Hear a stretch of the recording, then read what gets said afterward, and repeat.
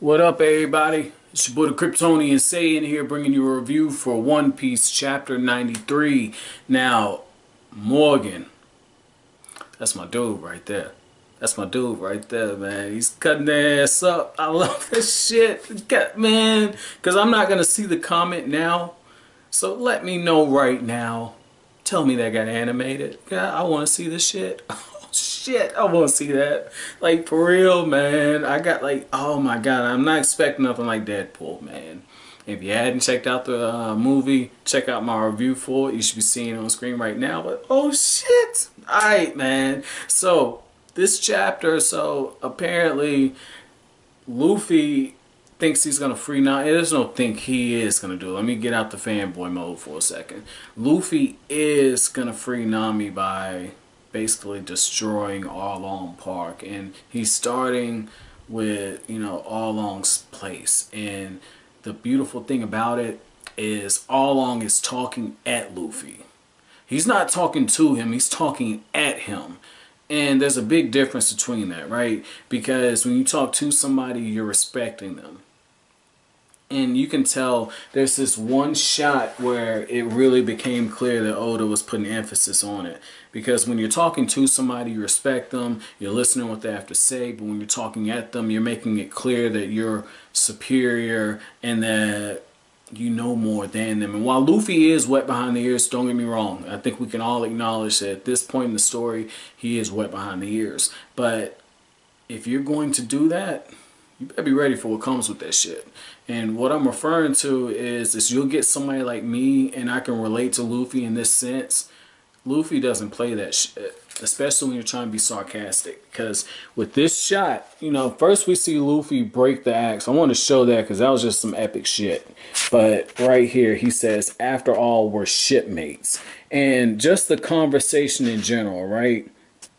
After Luffy asks him, what do you think Nami is? Arlong says she's an excellent chartographer, even if she is of an inferior species. Compared to the rest of you humans, she's quite intelligent.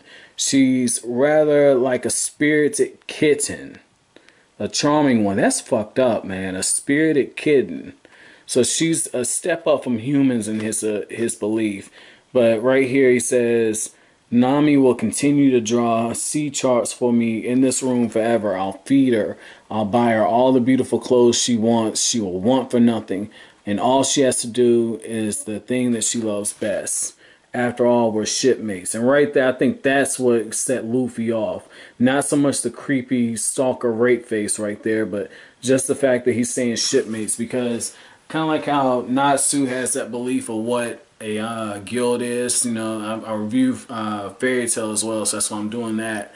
Because in the Fairy Tail manga, at the point where I'm at, he's getting ready to, they're getting ready to siege a law, and he's fighting Fukuro, and that's what he's saying, the guild thing. So getting into this, I thought that that was very beautifully done, because this is Oda's way of showing Luffy's rage without Luffy telling us that he's enraged. And I think that's where One Piece has the edge on Fairy Tail. But I want to focus on something that Arlong is saying. He's saying, I'll buy her clothes, I'll feed her, she'll want for nothing.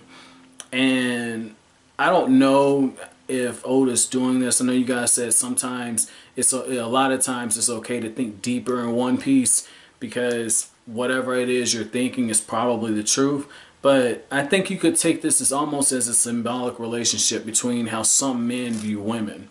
Because in a way, Nami has been married to Arlong for 8 years. And I just want you to let that sink in. I know she was a little kid when that happened, but when you spend 8 years with somebody and you're that invested and devoted to them, willingly or unwillingly, that's when shit like that happens. You know, you have some men, and not even just married, you know, some dudes, they'll have girlfriends, and or they'll have, when you're, you know, close to my age, you start living in with them, and like, you'll have them say, well, you know, I buy her this and I buy her that and I give her that, and they're not acknowledging the woman as actually being an individual. They're more of a trophy. They're more of something to show off. You know, a pet that you just make time for when you want to, not all the time. Like, it just little stuff like that, it really pisses me off. But reading it, I think it's very appropriate that not Arlong, that Oda put that in there and showed Arlong doing this. And you have Luffy standing up for Nami without actually making it known that he's standing up. You hear me talk a lot in previous reviews. You heard me talk a lot in previous reviews, and you'll hear me going forward. You have show and you have tell. And Oda does an awesome job of actually showing us Luffy's rage, and again, not having Luffy tell us that he's enraged. Because Luffy is knocking out the desk and just everything that has charts on it. Nami knows right away. And if you look, at first she's shocked. And with each piece of furniture that's going out and every chart, Arlong is getting more and more pissed. And the thing that really makes this work is while Luffy's knocking all this stuff out, we're getting Nami's flashback. And that was, oh man, when I tell you it's beautifully done, like if this wasn't a novel, this would be harder to pull off because you would have to take time to actually write out the flashback, and then you would have to reference it in the actual scene. If you just jump back and forth between time like that, you can't do it. Whereas in a manga, you can display it and kind of have it weaving in and out. That's where comics and manga have a greater advantage than actual printed media, like in terms of literature or movies and film. That's where they can kind of use that, because we see Nami as a child being brought in there, and we see how Arlong is basically telling her, look, you can't leave here until you finish all these charts. You see the abuse and you see the neglect, which in itself is a form of abuse. And she's thinking about Bell and Nojiko. I mean, that was, oh man, like just reading that in between Luffy knocking out all those charts. And Luffy says it himself, like, this is how I'm going to free Nami. She wanted out of this room, and instead of just destroying a room, I'm going to destroy this whole fucking place. And that's what I'm talking about right there. Like, just let your nuts hang and hope it doesn't backfire. Hope life does not kick you in the nuts. That's what I'm talking about. Luffy, that was really, really good. And right there, when you see Nami, I mean, you can tell that she's, flustered, because like her face, looks like she's blushing a little bit, like she's flustered, and she's crying. She's thanking Luffy, but just right there, like seeing her with Luffy's hat on her head, and she's shedding those tears, and he's fighting for her. This was just very beautifully done, man. This was good. Like, I got to put this on my top One Piece moments all the time. I'm very impressed by this. Again, Oda's showing us a lot without actually telling us a lot, man. And just knowing that Luffy's getting bit into and he's still going forward with it, and he actually goes all the way out.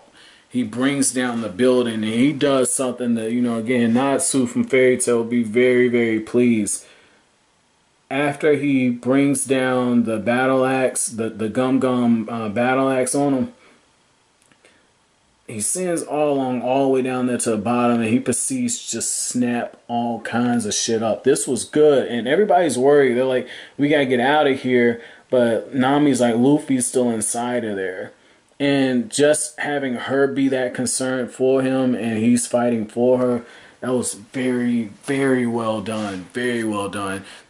I could almost go out on a limb and say that this was an emotional chapter as much as it was an action chapter. When you get chapters like this, and there have been these chapters in One Piece, which is why out of all the mangas that I'm reviewing from chapter 1, that's why this is my favorite one.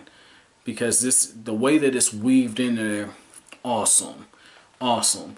But that's how the chapter ends. So my chapter question is going to be this. What were your first thoughts when, after seeing the blood on Nami's fingers on her pen, and then seeing how hard Arlong worked her, what were your thoughts when you saw that? And I want you to go a little further than, I can't believe Arlong did that. I want you to focus it more on Nami. Like just get inside her head a little bit, you know. How traumatic do you think that was? How brave do you think she was for going through with that? But that's it for this review. As always, if you like anything I had to say, make sure you comment, rate, subscribe, share. I'll greatly appreciate it. That's it. Thanks for watching Kryptonian Saying.